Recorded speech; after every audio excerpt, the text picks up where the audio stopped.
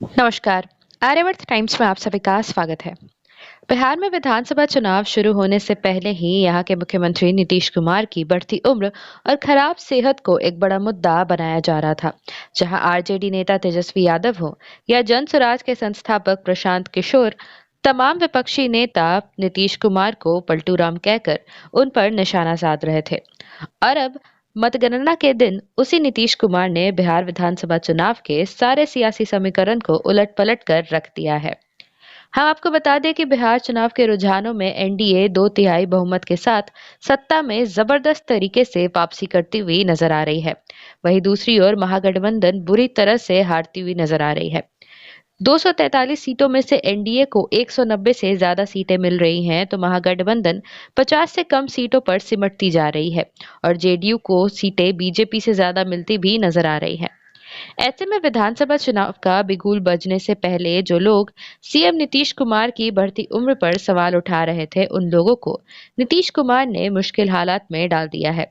महागठबंधन ने रोजगार और पलायन के मुद्दे पर जब घेरने का प्रयास किया, तो 75 साल की उम्र में ही नीतीश कुमार बिहार की जमीन पर उतरकर ऐसा माहौल बना रहे हैं कि तेजस्वी यादव और राहुल गांधी का कोई भी दाव काम नहीं आया।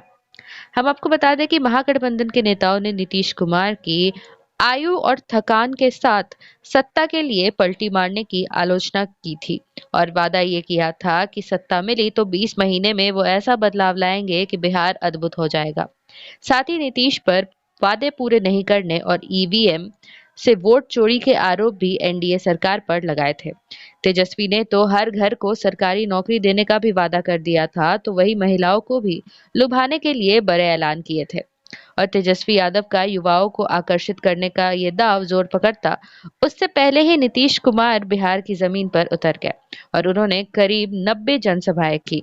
सीएम नीतीश ने न केवल हेलीकॉप्टर से रैलियां की, बल्कि खराब मौसम में भी भारी बारिश के बीच सड़क मार्ग के जरिए भी 1000 किलोमीटर की यात्रा की।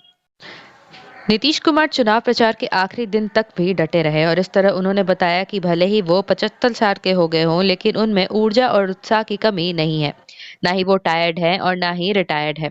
यही वजह है कि बिहार की सड़कों पर नीतीश कुमार को लेकर पोस्टर भी लगे हैं कि टाइगर अभी जिंदा है। इसके अलावा नीतीश कुमार ने चुनाव के ऐलान से पहले ही एक के बाद एक लोक लुभावन ऐलान भी शुरू कर दिए थे। हम आपको बता दें कि 2024 के लोकसभा चुनाव के बाद नीतीश कुमार का फोकस पूरी तरह से विकास, आधारभूत संरचना और कौशल विकास पर रहा। इसी में महिलाओं के साथ किसानों के लिए नकदी लाभ भी उन्होंने दिए और मतदाताओं के रूप में महिलाएं तो 2010 से ही एक वर्ग बन चुकी हैं, लेकिन इस बार नीतीश ने युवाओं के साथ किसानों को भी इसी सांचे में ढालने का पूरा प्रयास किया। और नीतीश कुमार ने कहा कि हम सीधे 10-10 हजार रुपए नए रोजगार शुरू करने के लिए बहनों के खाते में जमा करा रहे हैं। अभी तक 1.5 करोड़ बहनों के खाते में ये पैसे पहुंच चुके हैं।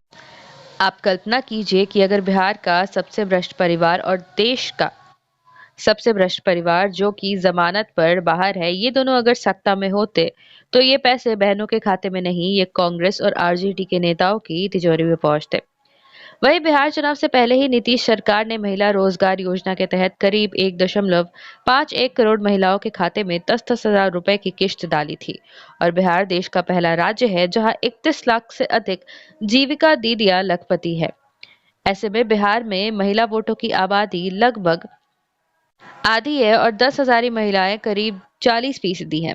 इस तरह नीतीश कुमार के लगातार सत्ता में बने रहने में महिला मतदाताओं का एक अहम रोल माना जा रहा है और उन्होंने अपने कोर वोट बैंक पर पकड़ मजबूत बनाए रखी है, जिसका असर वोटिंग में भी साफ दिखा और नतीजों में तब्दील होता भी अब नजर आ। इसके अलावा अपनी पलटूराम वाली इमेज को लेकर भी नीतीश कुमार ने काम किया है। उन्होंने अपनी हर रैली में लोगों को विश्वास दिलाया है कि वो अब किसी के साथ नहीं जाएंगे और बीजेपी के साथ ही रहेंगे। वहीं 2020 की तरह चिराग पासवान को एनडीए से अलग नहीं रखा, बल्कि साथ में बनाए रखने की कवायद भी उनकी सफल रही। और जेडीयू ने इस बार बीजेपी के साथ चिराग पासवान की एलजेपी, जीतन राम मांझी की हम और उपेंद्र कुशवाहा की पार्टी आरएलएम के साथ गठबंधन बनाए रखा। इसी के साथ नीतीश कुमार ने यह भी कहा था कि मोदी जी और नीतीश की जोड़ी पर बिहार को भरोसा खूब है और इसी विश्वास को जीत में बदलना है, जिसका असर अब साफ दिखता नजर आ रहा है, क्योंकि बिहार चुनाव के रुझानों में एनडीए 2/3 बहुमत के साथ सत्ता में जबरदस्त तरीके से वापसी करती हुई नजर आ रही है। आशा करते हैं आप सभी को ये वीडियो पसंद आई होगी। इस वीडियो को लाइक एवं शेयर ज़रूर करें, साथ ही कमेंट करके अपनी राय भी दें।